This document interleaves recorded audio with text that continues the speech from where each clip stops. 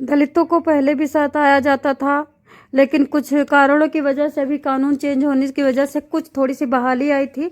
लेकिन कहीं कहीं पिछड़े इलाकों में, रूरल इलाकों में, राजस्थान का एक मामला आया है, वहाँ अभी भी कानून की कोई सुनवाई नहीं है। दलितों को अपने आप एक्शन लेना है तो लेना है, नहीं तो ऐसे ही सते हुए चले जाना है, मर जाना है। एक सावित्री नाम की महिला होती है, बहुत जल्दी विधवा हो जाती है, उसके सामने बड़ी दिक्कत होती है। अपने दो बेटियों को पालना होता है, लेकिन सबसे बड़ी बात, घर तो होता है लेकिन खेत वगैरह नहीं होता है। पति मर जाने के बाद इसके आगे अब सबसे बड़ी समस्या होती है बेटियों को पढ़ाना, बेटियों को पालना। दिन रात मेहनत करती है, किसी के खेत में आलू जाके, किसी के खेत में गेहूं, किसी के खेत में धान, किसी के खेत में कुछ, ऐसे ही जाकर के खेती बाड़ी का काम करती है। जब टाइम मिलता है घर पे आती है तो लोगों के घर में झाड़ू पोछा भी करती है। इस तरह से बच्चियां बड़ी हो रही थी। एक बेटी थी नीलम, दूसरी बेटी थी नेहा, छोटी वाली बेटी, और बड़ी बेटी 12वीं में थी, नेहा 10वीं में थी। बड़ी वाली बेटी कहती, मम्मी एक काम करें ना, आप छोटी सी एक दुकान खोल लें, दुकान में बहुत सारे लोग आएंगे, बहुत सारा पैसा आएगा। आप दिन रात सुबह ठंडी बारिश मेहनत कर कर के थक गई हैं, मेरा तो जी लगता है कि हम लोग मर ही ना जाएं।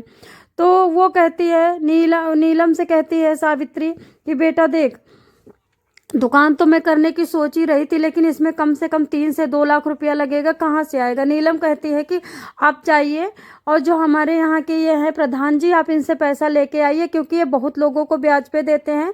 और सबसे बड़ी बात कि ये, इनके बच्चे इतने बड़े अमीर हैं कि दुबई में, सऊदीया में रहते हैं, और इनका मतलब देखो क्या कहते हैं कि कोई खर्चा भी नहीं है, तुरंत दे देंगे। अगर हम लेट लपेट भी करते हैं तो इनको बुरा नहीं लगेगा। ये बात कहती है तो नीलम से तो सावित्री कहती है, कहते तुम ठीक रही हो, चलो मैं तड़की जाऊंगी। सुबह की बात कर करके वो लेट जाती, लेकिन नीलम को पता नहीं क्यों क्या चढ़ा हुआ था कि दुकान जल्दी से खुल जानी चाहिए। मम्मी को ठंडी में, बारिश में इस तरह से जाती है, बहुत बुरा लगता है। ये बात होती है 15 अगस्त के बाद की, 19 अगस्त की होती है। ये बेचारी जाती है पैसे मांगने, तो प्रधान जी वहाँ पे बैठ करके खूब अच्छी तरह से पौवा पी रहे होते हैं, और वो जो मतलब कहते हैं कि उसको क्या कहते हैं, चिलम, चिलम वगैरह, ये हुक्का वगैरह पी रहे होते हैं। तो वो बात हूँ करके कहते, ठीक है सावित्री, तुम कल आ जाना, मेरे पास पैसे नहीं होते हैं, मैं बैंक में रखता हूँ, चोरी चकारी का डर लगता है, तुम कल सुबह आ जाना, या फिर रात में 8 बजे आ जाना। इतना कह करके उनको भेज देते हैं, और उसके बाद बोलते हैं कि तुम अपना घर तो तुमको गिरवी में रखना पड़ेगा। सावित्री चली जाती है, नीलम से बोलती है 8 बजे रात को कल बुलाया है, कल दिन में जाएगा, एटीएम से निकाल के लाएगा और हमें दे देगा। इतना देखते ही अब ये लोग खुश हो जाते हैं कि चलो कल पैसा मिलेगा, हम सामान लाएंगे, और उसके बाद हम दुकान वगैरह रख करके आराम से शांति से रहेंगे। नीलम ने कहा कि मैं स्कूल से आऊँगी, दुकान पे बैठ जाऊँगी, बहुत सारा स्कूल का पढ़ाई करके, और बहुत दुकान पे बैठी रहूँगी, तो तुम दूसरा भी छोटा मोटा घरों में जो काम करती मम्मी, वो करके आ जाया करना। अब ये 8 बजे रात को जाती है सावित्री, दरवाजा खटखटाती है तो प्रधान दरवाजा नहीं खोलता है, नौकर दरवाजा खोलता है और कहता है कि तहखाने में सीधे सीढ़ियों से होके निकल जाओ। तहखाने में जैसे वो जाती है, 1 घंटा तक बैठी रहती, 9 बज जाता है। 9 बजे के बाद अब ये प्रधान अंदर जाता है, उसके साथ ही दरोगा अंदर जाता है। अब दरोगा प्रधान दोनों पौवा से भरे हुए लड़खड़ाते हुए जाकर के सोफे पे बैठ जाते हैं। सावित्री से कहते हैं कि सावित्री पैसा लेना है तो यहाँ पे साइन कर दे। वो साइन कर देती है, घर गिरवी रख लेते हैं। अब पैसा देने की बारी आती है तो हाथ पकड़ के सावित्री को अपने बगल में बिठा लेते हैं, धीरे धीरे करके सावित्री का बैग टच करते हैं। उसके बाद सावित्री के कपड़े खोल करके दोनों लोग जकड़ लेते हैं।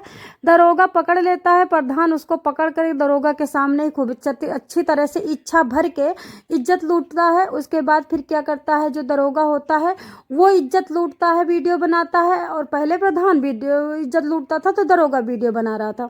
दोनों खूब अच्छा तरह से वीडियो बना करके फिर सावित्री से कहते कल आ जाना, एक बार और मजे करेंगे, उसके बाद हम तुमको पैसे दे देंगे।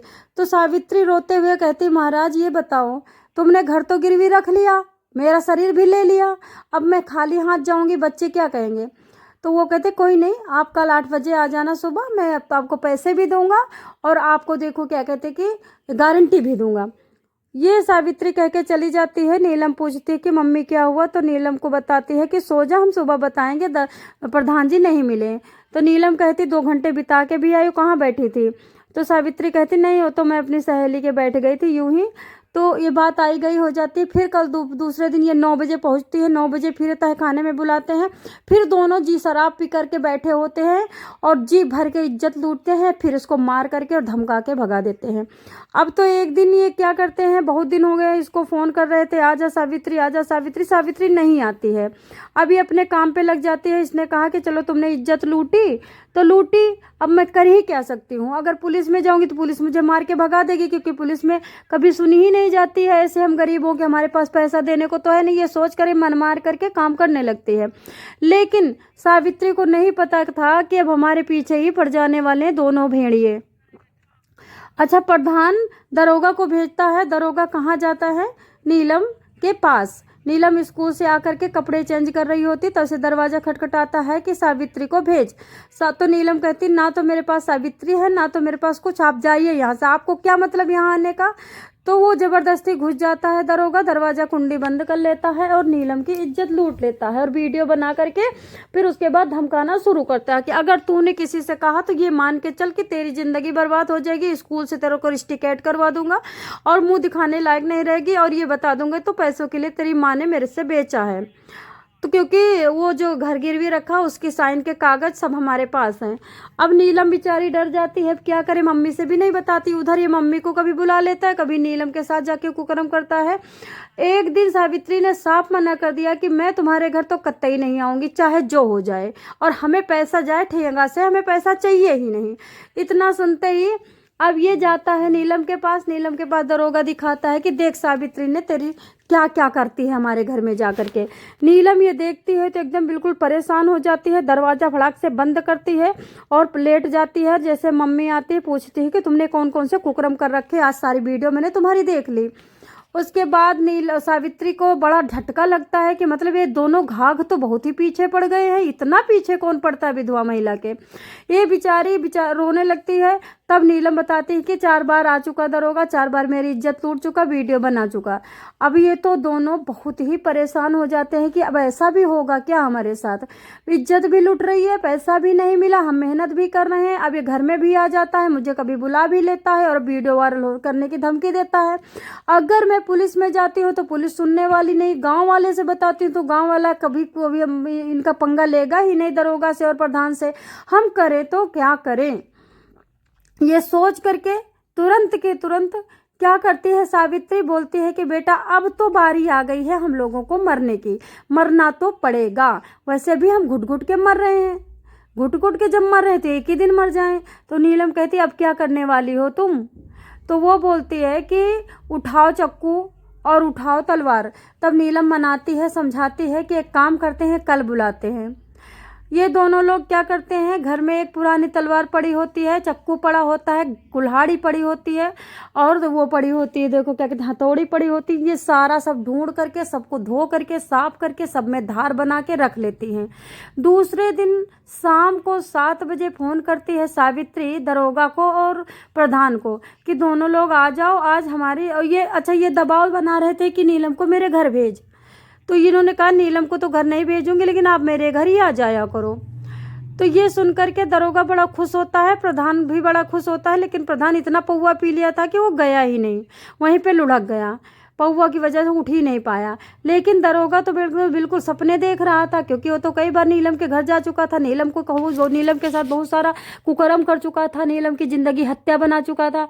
वो क्या करता है, भाग के जाता है, दरवाजा खटखटाता है। जैसे ही दरवाजा खटखटाता है वैसे ही ये लोग उसको अंदर खींच लेते हैं तीनों मिल करके, कोई चक्कू से, कोई हथौड़ी से, कोई तलवार से लग जाती है।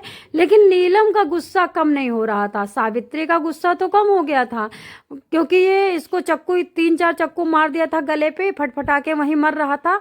नीलम ने हथौड़ी भी मार दी थी, छोटी वाली ने भी तलवार उठा के झड़क दिया था, लेकिन नीलम फिर भी चाहती थी कि इसके टुकड़े टुकड़े कर दिए जाए। नीलम कहती मम्मी इसकी टांगे पकड़ो, इसके टुकड़े टुकड़े करते हैं, क्योंकि इसने हम लोगों को बहुत सताया, अब तो हमें देखो मरना ही है, और भारत में कहीं कोई मार तो डालेगा नहीं, उम्र कैद की सजा देगी, हम लोग जेल में चलेंगे, वहीं रहेंगे और क्या करेंगे। वैसे भी यहाँ तो गांव वाले जीने नहीं देंगे, अब तो बात सारी खुल ही जाएगी, तो हम इतना करें कि हम जेल में चले जाएं। इतना कहते ही सावित्री कहती छोड़ दे, रहन दे, लेकिन ये क्या करती है, एक टांग पे पैर रखती है नीलम और फाड़ देती है पैंट दरोगा की, और उसके प्राइवेट पार्ट को काट करके और उसको कुचल के पैरों से फेंक देती है। इतने पे ये चिल्लाहट मचाने लगा था दरोगा, तो सब लोग आकर के दरवाज़ा पीटने लगे थे। दरवाज़ा नहीं खुला, इसकी वजह से गांव वाले दरवाज़ा फांद करके दीवार पे चढ़ करके, उनके घर में छप्पर था, झोपड़ी थी, चढ़ करके आंगन में कूदते हैं। आंगन में जा करके ये सारा मंजर देखते हैं। सबके हाथ खून से सचिन्ने थे, दीवार पे खून सना हुआ था, ज़मीन में खून की बाल्टियाँ बह रही थी, जैसे बाल्टी भर खून किसी ने फेंका हो। और वहीं पे वो प्राइवेट पार्ट कुचला हुआ पड़ा था, खून कुचला हुआ पड़ा था, हाथ पैर टूटे पड़े थे, और उसके बाद दरोगा वहीं पे मरा पड़ा था। इतना देखते ही गांव का एक आदमी होता है जिसका नाम होता है सुखराम। सुखराम फोन करता है किसको, दरोगा पुलिस थाने जो भी हो, फोन करता है। वहीं पे थोड़ी देर बाद पुलिस आती है, 2 गाड़ी भर भर के आती हैं, जिसमें लेडीज महिला भी होती है, क्योंकि इन लोगों ने सब कुछ बता करके और वीडियो भी बना के भेज दिया था दरोगा भी। और उसके बाद इन लोगों को पकड़ते हैं, पकड़ के अंदर थाने में ले जाते हैं, और उस लाश को पोस्टमार्टम करवाने के लिए पकड़ करके बांध करके फॉरेंसिक टीम, कैमरा, वीडियोग्राफी होती है। दरवाजे में घर में ताला लगा दिया जाता सरकारी। तीनों की कहानी जब दरोगा थाने में, SHO, दरोगा, SI जो भी होते हैं सीनियर सुनते हैं, सबके सब कहते हैं कि तुमने जो काम किया यही करना चाहिए था, अच्छा किया, हम तुम्हारी सहायता करेंगे।